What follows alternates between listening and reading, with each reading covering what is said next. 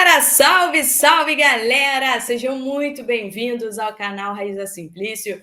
Estamos na área com muitas novidades para vocês. Vamos falar sobre a novela Tite. O Flamengo entra em compasso de espera pela resposta do técnico, né? Vamos explicar para vocês como é que está essa situação, mas há, dentro da diretoria do Flamengo, uma expectativa alta por um desfecho positivo com o Tite. Boletim médico do Rubro Negro, vamos trazer para vocês a situação do Arrascaeta. Será que ele joga contra o Corinthians? Tem reforço caseiro na área. Tem o Sampaoli se pronunciando sobre a saída do Flamengo. Vamos falar sobre renovações, Everton Ribeiro, Bruno Henrique, bastidores, tudo isso e muito mais a partir de agora aqui no nosso canal. Então você que está chegando por aí, não esquece de deixar o seu like, porque o seu like é muito importante aqui para a gente. A gente conta muito com a ajuda de vocês para que o nosso conteúdo chegue em mais e mais pessoas. E você que está assistindo a gente ainda não é inscrito aqui no nosso canal, gente, por favor, se inscreva aqui no nosso canal. Tem um botãozinho aqui embaixo, é só você clicar nesse botãozinho. Estamos em busca dos 100 mil inscritos e eu conto demais com a ajuda de cada um de vocês, beleza? Vamos começar falando sobre o boletim médico do Flamengo, né? Trazendo para vocês a situação do Arrascaeta. O Meia não treinou no campo hoje na reapresentação do Flamengo. O Flamengo se reapresentou na tarde desta segunda-feira, às 3 horas da tarde. O treino começou às 4 e o Arrascaeta não foi a campo. Ele ficou fazendo fisioterapia e depois ele fez um trabalho interno na academia. Ainda é dúvida para o jogo contra o Corinthians, ele vai ser reavaliado ao longo da semana. Como vocês sabem, o Arrascaeta acelerou o retorno para ficar à disposição para a final da Copa do Brasil contra o São Paulo, né? E depois acabou esse jogo, passou esse jogo, ele ainda não estava 100%, então o Flamengo decidiu seguir o tratamento, né, e o regresso gradual do Arrascaeta. Diferente do Luiz Araújo, que já ficou realmente à disposição, entrou em campo contra o Bahia e vai estar à disposição normalmente para o duelo contra o Corinthians. Eles tiveram a mesma lesão, mas a lesão do Arrascaeta ela foi considerada um pouco mais grave do que a lesão do Luiz Araújo, por isso o Luiz Araújo já está aí à disposição e o Arrascaeta ainda precisa se recuperar mais um pouquinho. Reforço caseiro do Flamengo agora é o Guilhermo Varela, o lateral direito. O Guilhermo Varela treinou normalmente hoje no campo, no Ninho do Urubu, vai ter mais a semana aí de atividade e deve ficar à disposição do Mário Jorge para esse duelo contra o Corinthians lá em Itaquera, duelo pelo Campeonato Brasileiro. Vou trazer uma curiosidade aqui para vocês sobre o Varela, né? Porque em alguns momentos o Sampaoli chegou a falar com o Varela, eles tiveram uma conversa, até foi uma iniciativa do Varela que procurou o Sampaoli para falar sobre a situação dele, estava um pouco incomodado na ocasião, com poucos minutos em campo, e ouviu do Sampaoli que se quisesse sair, se quisesse buscar um outro clube, estava liberado, porque ele seria muito pouco utilizado, como realmente foi muito pouco utilizado pelo Sampaoli. Na ocasião, né, o staff do Varela chegou a procurar alguns clubes, chegou a conversar com alguns clubes sobre a possibilidade de uma transferência do Varela, mas a diretoria do Flamengo ela segurou.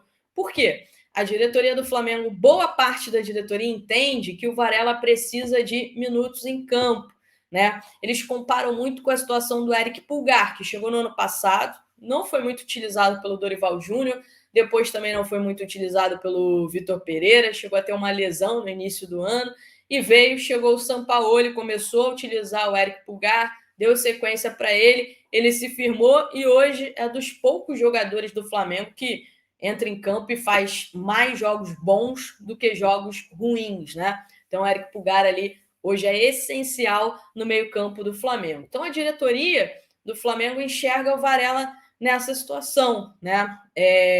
Tem gente no departamento de futebol do Flamengo que gosta muito do Varela e que segurou aí o Varela e entende que o Varela pode dar uma de Eric Pulgar e ainda dar uma resposta dentro do Flamengo. Vamos torcer, né? O Mário Jorge vai ter à disposição, então, 3 laterais direitos. O Varela, o Wesley e o Mateuzinho. A minha pergunta para você, torcedor, se fosse o Mário Jorge, quem você escalaria contra o Corinthians e quem vocês querem ver, de repente, tendo mais minutos como titular? Deixa aqui nos comentários por favor. Agora, uma curiosidade sobre o Mateuzinho. Quando o Mateuzinho estava lesionado, estava se recuperando, pronto para voltar, o Jorge Sampaoli dizia que o Mateuzinho, na opinião dele, era o melhor lateral direito do Brasil. E ele gostava muito, falava que gostava muito do Mateuzinho. Só que o Mateuzinho se recuperou e o Sampaoli não deu oportunidades ao Mateuzinho, né? Manteve o Wesley como titular e pouco colocou o Mateuzinho em campo. Ficou essa dúvida aí. Antes o Sampaoli encheu a bola do Mateuzinho. Conversei com pessoas próximas ao Mateuzinho, né? E eles também estavam cientes dessa situação. E ninguém entendeu por que o Sampaoli deu tão poucas oportunidades assim para o Mateuzinho, se antes ele enchia a bola do Mateuzinho. Que loucura, né? Futebol é assim. Agora, vamos lá, vamos falar sobre a situação do Tite, né? Porque o Flamengo está em compasso de espera pela resposta do Tite, né? Não tem muita novidade, não avançou muito nada nesse último final de semana, mas a expectativa dos dirigentes do Flamengo é grande para que até o final desta semana tenha uma resposta positiva do Tite e que o planejamento já seja feito a partir da data FIFA, né? Ao longo dos últimos dias eu conversei com algumas pessoas ligadas ao Tite e eles ressaltaram que o Tite está focado em um projeto para 2024, o que não significa que o treinador não vá trabalhar ainda em 2023. Pelo contrário, né? Eu ouvi de pessoas próximas ao técnico que um bom projeto para 2024 ele começa já nesse ano de 2023. Então, o Tite ele tem ideias claras, ele quer realmente um projeto bem elaborado, né? E ele não tinha em pauta ser um bombeiro, um treinador que o Flamengo demitiu o Sampaoli, ou o Corinthians demitiu o Vanderlei Luxemburgo, e no dia seguinte já colocou o Tite ali, como aconteceu, por exemplo, com o Mano Menezes. O Corinthians demitiu o Luxa num dia, no dia seguinte o Mano Menezes já estava comandando o treino lá no CT Joaquim Grava. Então, não era esse o desejo do Tite. Ele não tem pressa, ele está, né, lidando aí com essa situação com uma calma grande. Há muito otimismo pelo acerto com o Flamengo. A diretoria rubro-negra hoje tem o Tite como plano A, B e C, ou seja, a diretoria não acredita que não vai conseguir ter o Tite como treinador, né? E a diretoria entende que o Tite hoje é o nome ideal para o cenário e o contexto do Flamengo. Por quê? Porque, na opinião da diretoria do Flamengo, o Tite tem o tamanho necessário para comandar esse elenco estrelado do Flamengo, né? O entendimento deles é que ele tem o respeito de todos por tudo que ele já conquistou no futebol, acabou de deixar a seleção brasileira, né? Teve 6 anos à frente da seleção brasileira, e ele é visto também como um bom gestor, especialmente de pessoas. Depois da passagem do Jorge Sampaoli, que tinha pouca habilidade para lidar com atletas, com funcionários do clube, tinha pouca habilidade nesse relacionamento interpessoal, a diretoria do Flamengo vê a necessidade de ter alguém que seja capaz de unir todo o ambiente do Flamengo novamente. O ex-treinador da seleção brasileira também trabalhou com muita gente do atual elenco, né? Ele conhece muita gente e a diretoria acredita que isso vai ajudar na adaptação. Ele trabalhou com o Santos. O Santos pode voltar a ter oportunidade se o Tite for confirmado como técnico do Flamengo.